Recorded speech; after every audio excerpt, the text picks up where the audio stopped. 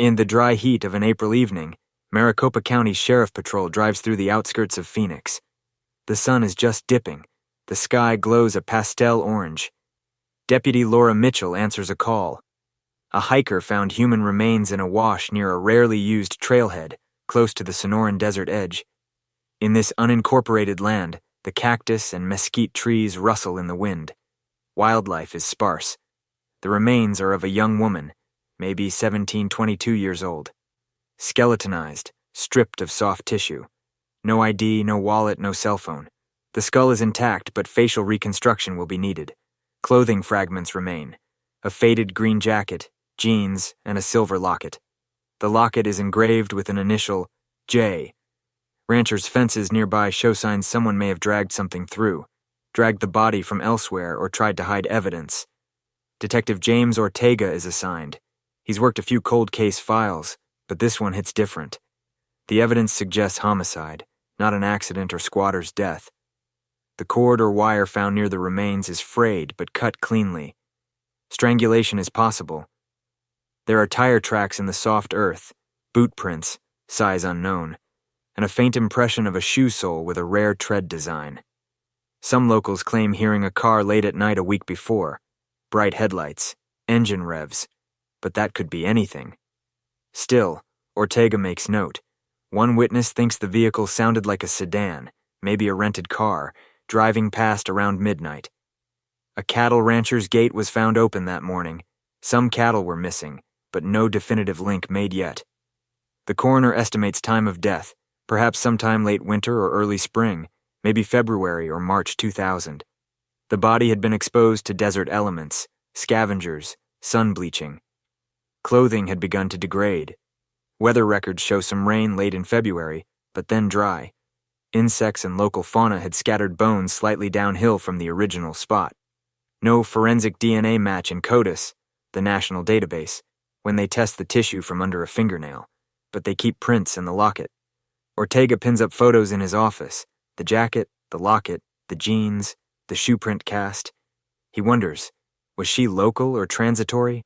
Did she have family searching? Was she someone vulnerable, perhaps new to Phoenix, escaping something?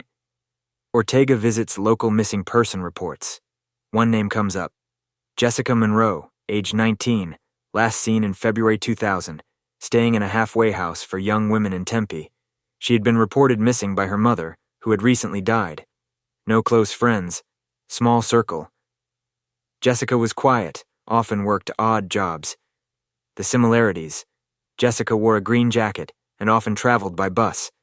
Her mother said she carried a silver locket with J, but when Ortega checks the halfway house records, no one saw her leave with a man. No sightings after February. The case file is thin. No photo of the locket, no good shots of her jacket, some confusion about dates. Meanwhile, the press gets wind of the discovery. A local TV station runs a short segment. Unidentified young woman found in wash near Phoenix. Authorities seek help. The public begins to wonder, who is she? Did she know her attacker? Did someone take her there? Ortega stays up at night studying the tread pattern in the boot print, sending it to footwear companies and law enforcement databases. The wire. He wants to know its source. Ranchers' gates, local roads, the possibility of someone using remote backroads to drive in, dump the body, drive out. But time is ticking. The desert eats evidence. Rain washes away prints. Heat degrades clothes.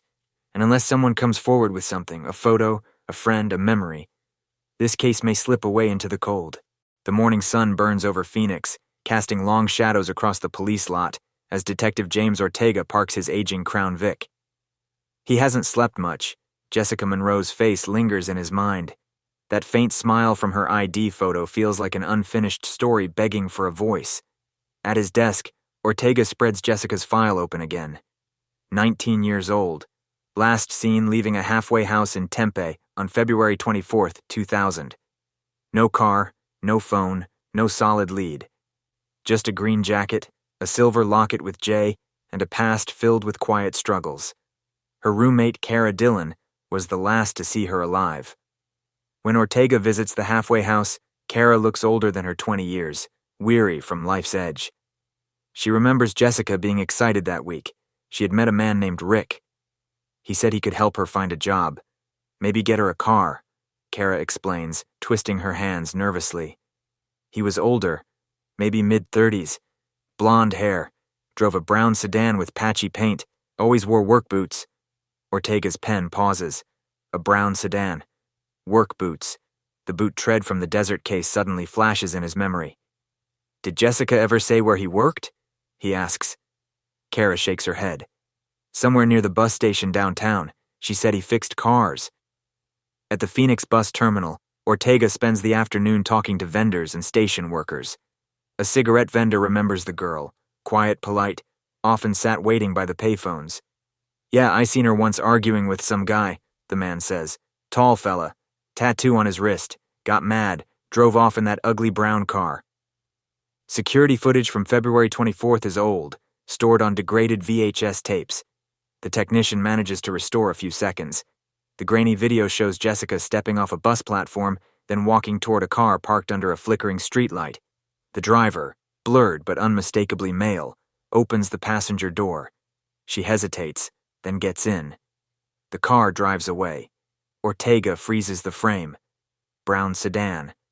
A faint reflection of a gas station sign in the window. That's all he has. A ghost on tape. He sends the image to surrounding departments. Hours later, a detective from Tucson calls back. Your guy looks like someone we've seen before, the detective says. Rick Danvers, drifter, used to work as a mechanic. We had him as a person of interest in a rest stop murder last year. Strangulation, wire used. Never caught him. The word wire hits Ortega hard. The frayed metal cable found near Jessica's remains. It all fits too neatly. He drives to the outskirts of Mesa, following a lead about a motel Danvers frequented. Desert Star Inn. The clerk, a middle-aged woman with nicotine-stained fingers, squints at the old guest log. Yeah, he stayed here for a week. Paid cash. Room 17. Smelled like gasoline in there. He left fast. Inside the musty room, Ortega shines his flashlight across cracked tiles.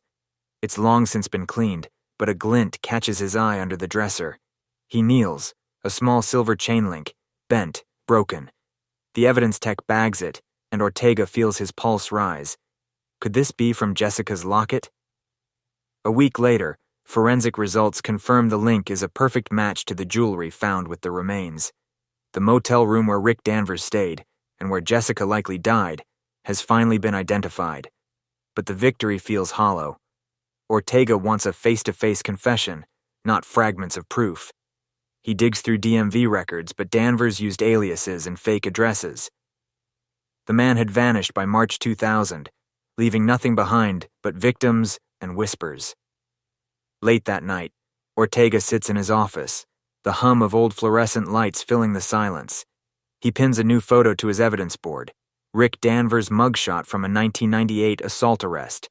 The tattoo on the wrist matches the vendor's memory exactly. The detective exhales, tapping the photo with his pen.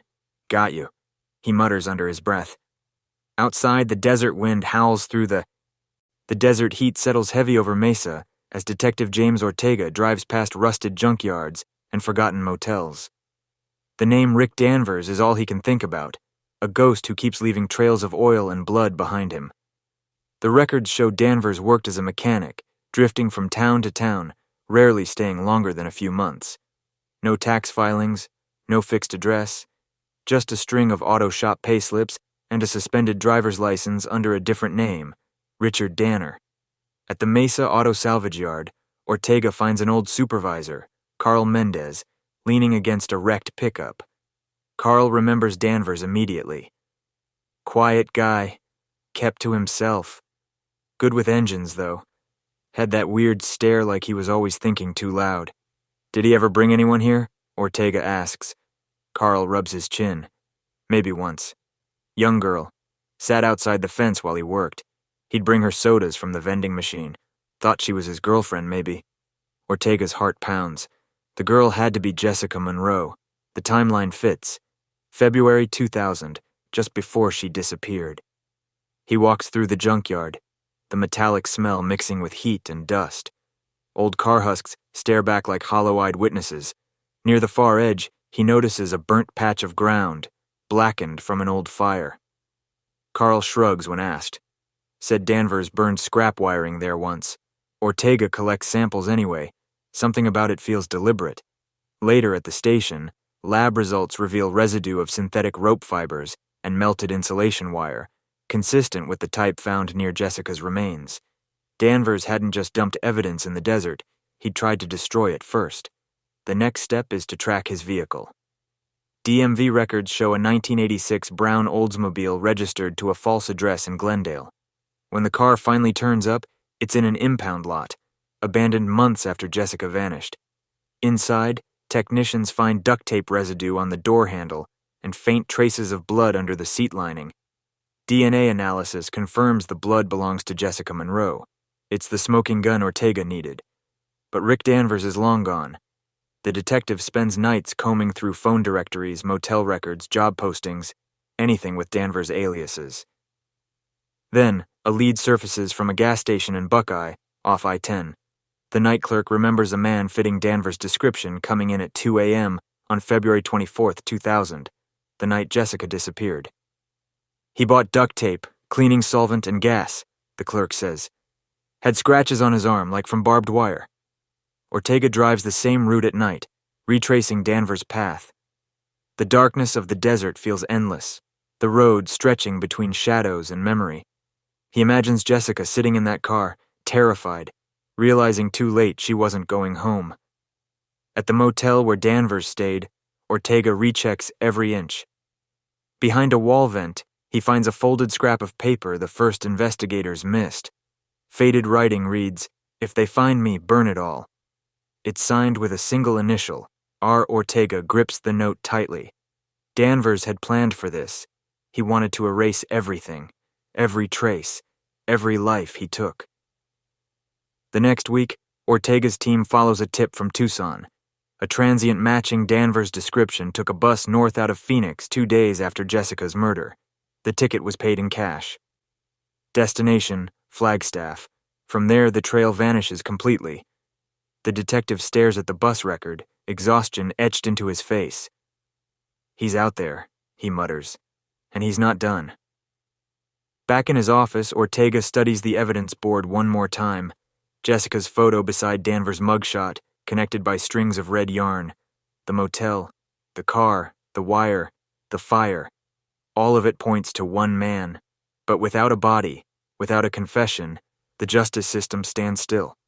He closes his eyes, hearing the desert wind hum against the windows. Somewhere in that sound, he imagines Jessica. 2 decades later, the Arizona sun still scorched the same desert that had swallowed Jessica Monroe's voice. The year was 2020, and Phoenix had grown taller, louder, busier, but inside the cold case division of the Maricopa County Sheriff's Office, silence still haunted certain boxes. Box 1173. Label: Monroe Jessica, 2000 homicide.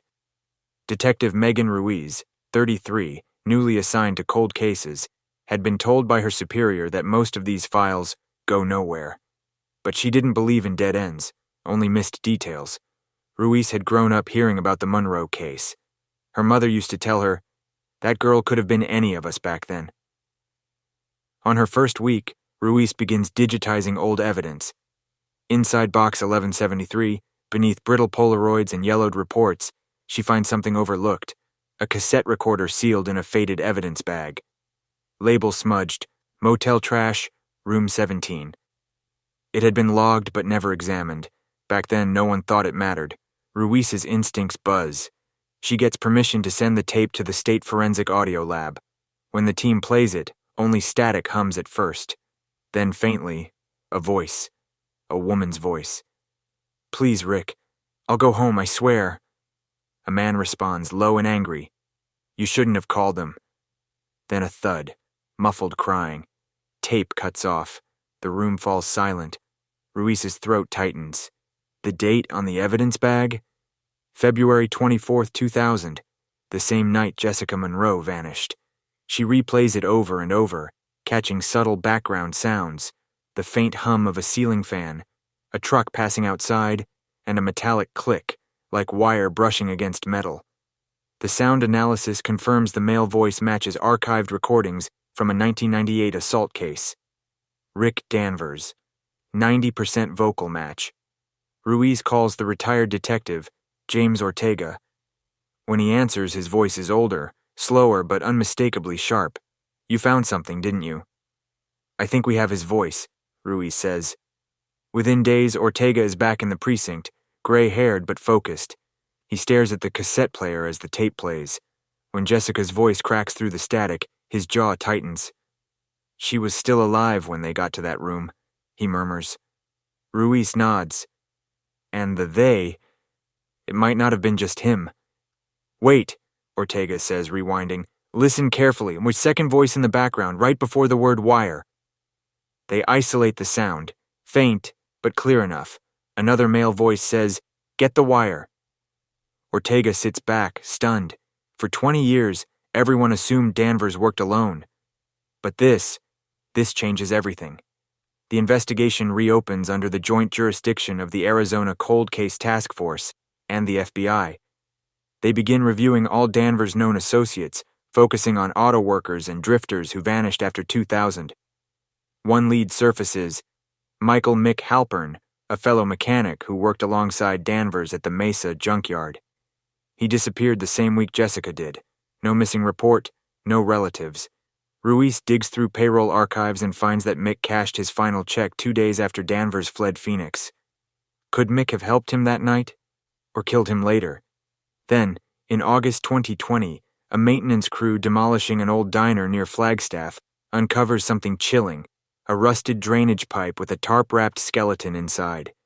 The forensics team arrives within hours. Wrapped inside is a man's body, late 30s, skeletal but intact enough to reveal a fractured wrist bone, tattoo faintly visible, the same symbol on Danvers' mugshot. But there's more. A second partial skull nearby, female, with wire marks across the neck vertebrae. DNA confirms it's not Jessica, another victim. Ortega stares at the lab results, his heart sinking. He wasn't just a killer, he says quietly. He was a pattern. Ruiz looks at the tape recorder on her desk, still spinning its endless static. Somewhere between the hiss and silence, she knows the truth. Jessica. The cassette tape changed everything.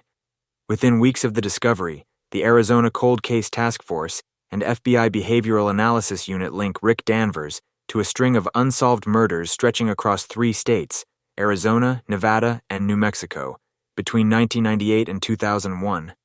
All victims, young women. All deaths, strangulation with a thin wire. For Detective Megan Ruiz, it's both vindication and nightmare.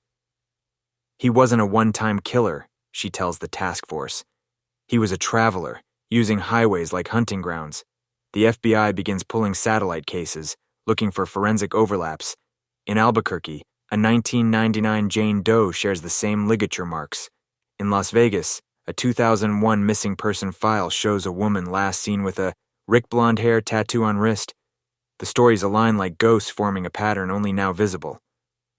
Ruiz spends nights rewatching the enhanced footage from the motel, Jessica's last known moments. She notes something odd. In the reflection of the motel mirror, another figure passes behind Rick, taller, bulkier. That second voice on the tape wasn't imagined.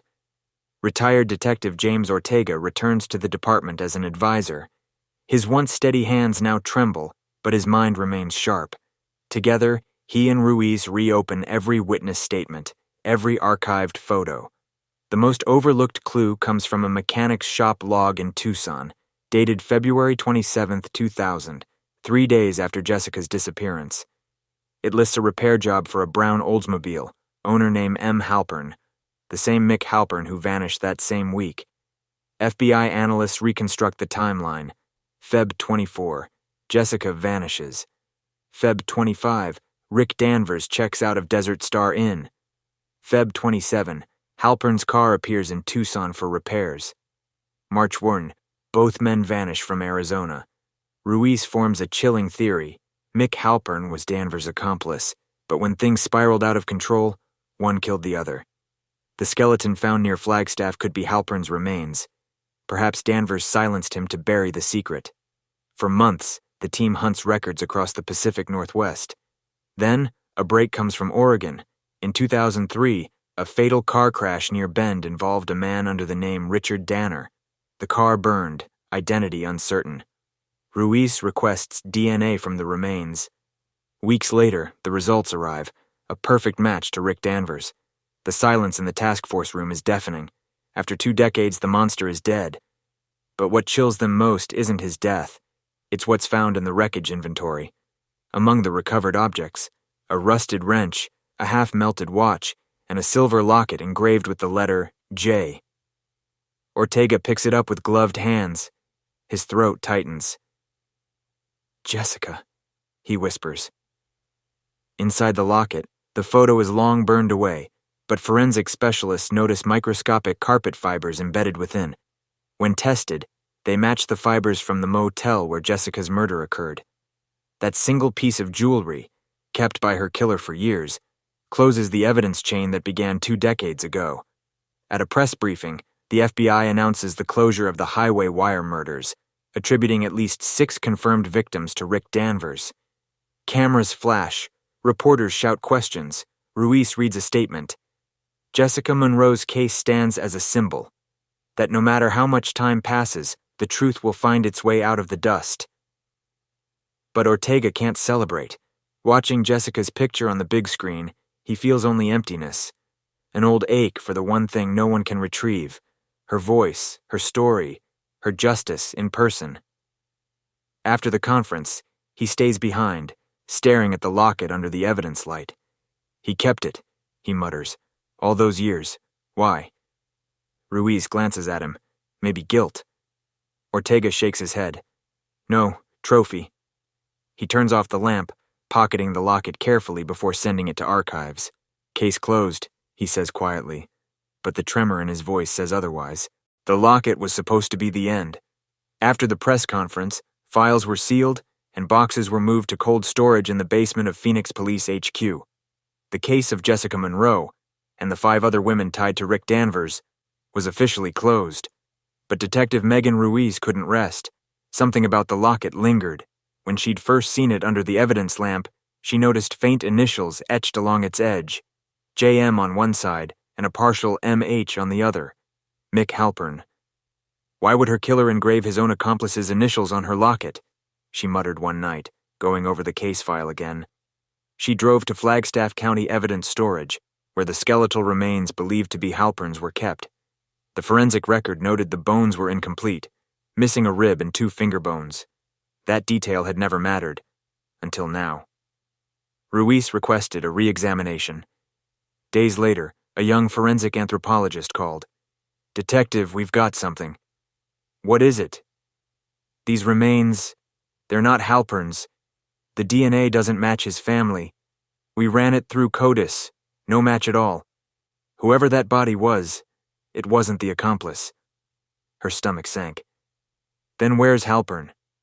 2 weeks later, a dusty envelope arrived at the Arizona Cold Case Unit, addressed only to Detective Ruiz. Inside was a grainy photo, a man standing at a truck stop near Kingman, Arizona, wearing a worn leather jacket and a cap. In the background, a neon sign flickered, "Open 24 hours." The timestamp read, August 14th, 2024. Megan froze. The man looked eerily familiar. She zoomed in on the photo. The wrist tattoo, the scar near the jawline, identical to the 2000 composite sketch of Mick Halpern. The postmark showed it came from Bend, Oregon, the same town where Rick Danvers supposedly died in that fiery crash 2 decades earlier. She called Ortega immediately. "You sitting down?" When he arrived, she laid out the evidence, the mismatched DNA, the photo, the timeline. Rick might have died, but what if he didn't die alone? What if Halpern took his identity after the crash? Ortega's face paled. "You're saying the wrong man burned." Ruiz nodded slowly. "Halpern killed Danvers. Then he took his name, his truck, maybe even his life. The real Danvers is buried under the alias. The killer's still out there." Together, they drove to the truck stop from the photo, an old highway diner outside Kingman. The manager remembered the man. Quiet guy. Comes through once a year. Tips big. Always orders black coffee. Ruiz asked, "When did you last see him?" "Last week," the manager said. "Left before dawn." They checked the security footage. The timestamp matched the envelope. The man's face turned briefly toward the camera. Older, beard streaked with gray, but unmistakably, Mick Halpern. Ruiz leaned forward. He's alive, after all these years. The footage ended with Halpern walking out into the desert darkness, headlights fading into the horizon. 3 nights later, Ruiz returned alone. She parked by the diner, watching the road disappear into black silence. The desert air was cold, whispering against the sand. She clutched the silver locket, now re-examined and confirmed to contain both Jessica's and Halpern's engraved initials. 1 victim, 1 killer, eternally linked. She buried it beneath a mesquite tree near the edge of the highway. "For her," she whispered. When she looked up, a truck passed by slowly. Same make and color as Danvers's old Oldsmobile.